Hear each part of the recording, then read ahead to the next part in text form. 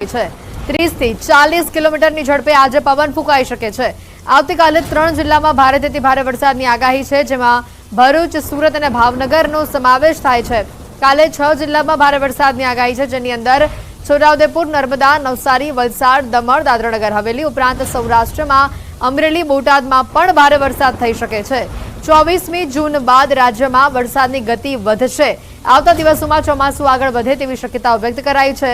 પવનની દિશા અને વરસાદી સિસ્ટમથી ચોમાસું હવે ધીમે ધીમે આગળ વધી રહ્યું છે।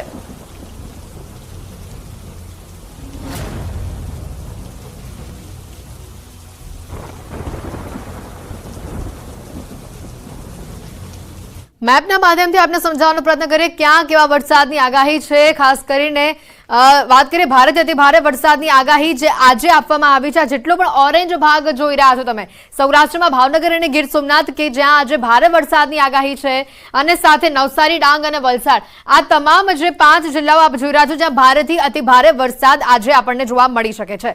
હવે વાત કરીએ યલો ભાગ કે જ્યાં ભારે વરસાદની આગાહી છે, જેમાં જૂનાગઢ અને અમરેલીનો સમાવેશ થાય છે, સૌરાષ્ટ્રમાંથી અને દક્ષિણ ગુજરાતમાંથી ભરૂચ, નર્મદા, સુરત અને તાપીનો સમાવેશ થાય છે। જ્યાં હવામાન વિભાગ તરફથી આજે ઓરેન્જ અને યલો એલર્ટ આપવામાં આવ્યું છે તે આપને બતાવી રહ્યા છે, અને જેમાં જૂનાગઢ, અમરેલી, ભરૂચમાં ભારે વરસાદની આજે આગાહી છે।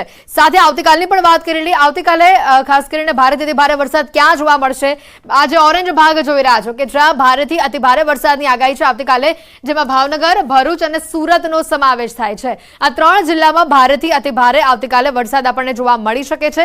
તેની સાથે વાત કરીએ ભારે વરસાદની, તો સૌરાષ્ટ્રમાં બોટાદ છે, અમરેલી છે, આ 2 ભાગોમાં આપણને ભારે વરસાદ જોવા મળી શકે છે। દક્ષિણ ગુજરાતમાં છોટાઉદેપુર, નર્મદા, નવસારી, વલસાડ, આ ભાગોમાં આપણને ભારે વરસાદની આગાહી જોવા મળી શકે છે। અને આ સમગ્ર મુદ્દે હવામાન વિભાગ તરફથી પણ પ્રતિક્રિયા આપવામાં આવી છે, તેને પણ સાંભળીએ। डे 2 से अभी आइसोलेटेड प्लेस में हेवी रेनफॉल होने का चांसेस है।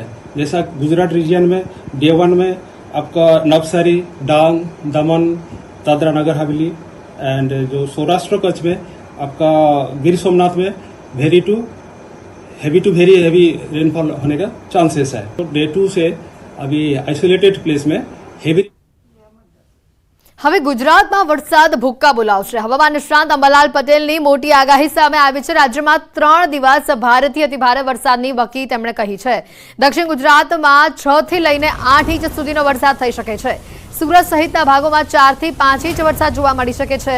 દક્ષિણ સૌરાષ્ટ્રના ભાગોમાં ભારે વરસાદની શક્યતા છે। વાત કરીએ મધ્ય અને ઉત્તર ગુજરાતમાં, તો ત્યાં 1 ઇંચ જેટલો વરસાદની વકી અંબાલાલ પટેલે વ્યક્ત કરી છે।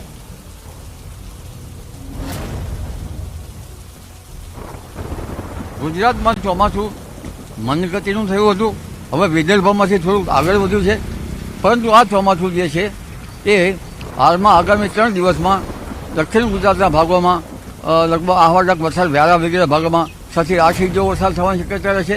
સુરત વગેરે ભાગોમાં 3 થી 4 ઇંચ વરસાદ થવાની શક્યતા રહેશે। દક્ષિણ સૌરાષ્ટ્રના ભાગોમાં પણ ભારે વરસાદ થવાની શક્યતા રહેશે। અમરેલીના ભાગોમાં પણ સારો વરસાદ થવાની શક્યતા રહેશે। ભાવનગરના ભાગોમાં પણ સારો વરસાદ થવાની શક્યતા રહેશે। જામનગરના ભાગોમાં પણ કંઈ વરસાદ થશે। ઉત્તર સૌરાષ્ટ્રના ભાગોમાં વરસાદ થવાની શક્યતા રહેશે, પરંતુ મધ્ય ગુજરાતના ભાગોમાં 1 ઇંચ આસપાસનો વરસાદ થવાની શક્યતા રહેશે। તો 28 જૂન બાદ અનરાધાર વરસાદની આગાહી છે। હવામાન નિષ્ણાંત અંબાલાલ પટેલે આગાહી આપી છે। રાજ્યના કેટલાક ભાગોમાં ધોધમાર વરસાદની વકી છે। કેટલાક ભાગોમાં 8 ઇંચ સુધીનો વરસાદ થઈ શકે છે। સૌરાષ્ટ્રના ભાગમાં પણ 8 ઇંચ સુધીનો વરસાદ જોવા મળી શકે છે। 28મી જૂન પછી વરસાદી વહન જબરું આવશે। પશ્ચિમ ઘાટમાં શરૂ થયેલું વરસાદી વહન અરબસાગરમાં, જે કર્ણાટક, ગોવા ઉપરાંત કોંકણ આ ભાગમાં શરૂ થયેલું ભીષણ વરસાદી વહન મુંબઈ થઈને દક્ષિણ ગુજરાતમાં થઈને દક્ષિણ સૌરાષ્ટ્રના ભાગમાં આવવાની શક્યતા રહે છે। અને આ જે વહન છે એ પશ્ચિમ ઘાટમાં મુસળધાર વરસાદ કરશે। કેટલાક ભાગમાં પૂર આવવાની શક્યતા રહેશે, પરંતુ મુંબઈથી આગળ વધેલું આ ચોમાસું આહવાડના વરસાદ દક્ષિણ ગુજરાતના ભાગોમાં પણ ભારે વરસાદ કરશે। કોઈ ભાગમાં 6 થી 8 ઇંચ કે તેથી વધુ વરસાદ કરશે। જુલાઈ મહિનામાં ચોમાસું જોર પકડશે। વરસાદનું ભારેખમ વહન જોવા મળશે। હવામાન નિષ્ણાંત અંબાલાલ પટેલે આગાહી કરી છે। અરબ સાગરમાં લો પ્રેશર હાલ બની રહ્યું છે। બંગાળ ઉપસાગરમાં ડીપ ડિપ્રેશન બની રહ્યું છે। ભારેથી અતિ ભારે વરસાદની જેના પગલે શક્યતા વ્યક્ત કરાઈ છે। કે જુલાઈ માસમાં એક ભારે ખમ વહન આવી રહ્યું છે.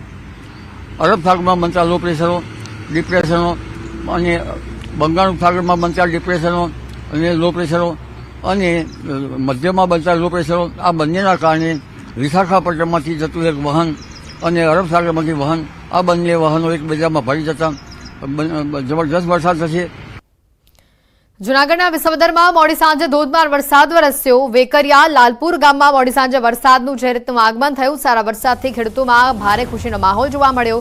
સારા વરસાદથી વેકરિયા ગામની નદીમાં પૂર આવ્યું હતું. હજી પણ વાવણી લાયક વરસાદની ખેડૂતો રાહ જોઈ રહ્યા છે. વાવણી લાયક વરસાદની ખેડૂતોને હાલ આશા બંધાઈ છે. વિસાવદરમાં મોડી સાંજે ધોધમાર વરસાદનું આગમન થયું. ભારે પવનની સાથે ધોધમાર વરસાદની શરૂઆત થઈ, જેના પગલે ખેડૂતોમાં ખુશીનો માહોલ જોવા મળ્યો. હજી પણ ખેડૂતો સારા વાવણી લાયક વરસાદની રાહ જોઈ રહ્યા છે. વિસાવદરમાં મોડી સાંજે જે ધોધમાર વરસાદ થયો તેના પગલે ખેડૂતોમાં આશા બંધાઈ છે. વાત કરીએ આ તરફ જે રીતનો વરસાદી માહોલ જામ્યો છે, અંબાજી અને હળાદની ગામમાં ધોધમાર વરસાદ જોવા મળ્યો છે. રાણપુર પાસેથી નદીમાં નવા નીરની આવક થઈ હોવાના સમાચાર છે. ભારે વરસાદથી નદી બે કાંઠે વહેતી થઈ છે. ચેકડેમ ઉપરથી વરસાદી પાણી વહેતા થયા હોય તેવા દ્રશ્યો સામે આવ્યા. હળાદ નજીક આવેલા મંડાલી ગામે પણ વરસાદ જોવા મળ્યો.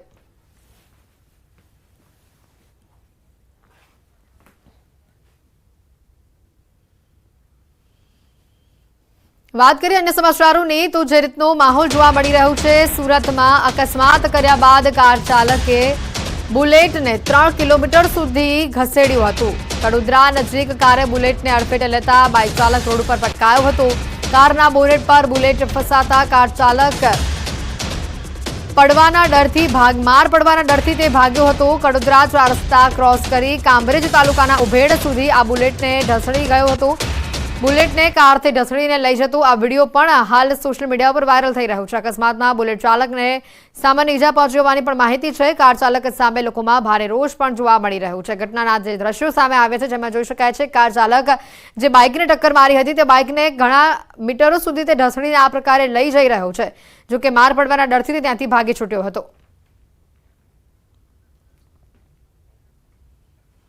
તો મહેસાણામાં અસામાજિક તત્વો બેફામ બની રહ્યા છે. બહુચરાજીમાં ભરબજારે લુખ્ખા તત્વોનો આતંક જોવા મળી રહ્યો છે. દારૂના નશામાં બંને યુવાનો દાદાગીરી કરતા હોવાની સામે આવી છે. મારામારીમાં 5 વ્યક્તિઓને ઈજા પહોંચી હોવાની માહિતી છે. લુખ્ખા તત્વોના આતંકના સીસીટીવી પણ સામે આવ્યા છે. બંને નશેડીઓને પોલીસે મેથીપાક ચખાડ્યો છે. બહુચરાજીના દયાનંદ કોમ્પ્લેક્સ પાસે ગણેશ ડેરી આગળ આતંક મચાવ્યો હતો. ત્યારે બહુચરાજી પોલીસે તાત્કાલિક ઘટના સ્થળે પહોંચી મેહુલ ઠાકોર અને કાના ઠાકોર નામના 2 લુખ્ખા તત્વોને જેલના હવાલે કર્યા હતા.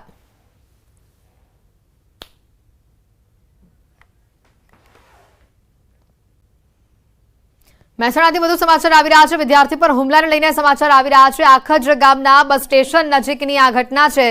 મિત્રો સાથે સ્કૂલ જતા વિદ્યાર્થી પર હુમલો થયો. સાહિલ રબારી અને रितेश रबारीए હુમલો કર્યો હોવાનું સામે આવી રહ્યું છે. ધોકા વડે વિદ્યાર્થીને માર માર્યો. બંને શખ્સો સામે હાલ ફરિયાદ નોંધાઈ છે.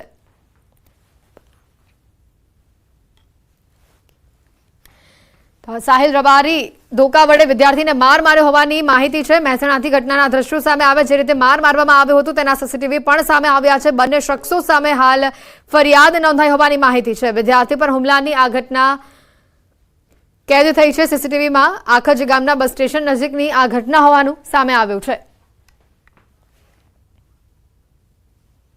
द्वारकाना भाणवडमां मानवताने शर्मसार करती घटना सामे आवी छे. भाणवडमां रखडता श्वानने क्रूरतापूर्वक धोका वडे मार मराता श्वाननुं मौत थयुं छे. श्वानने 3 થી 4 शख्सोए पकड़ी धोका वडे बेरहमीपूर्वक मार मारतो आ विडियो पण सामे आव्यो. विडियो जे छे ते भाणवडना मार्केट यार्ड पासेनो होवानुं हाल मनाई रह्युं छे. घटनानी जाण थता पशु प्रेमीओमां भारे रोष जोवा मळ्यो हतो.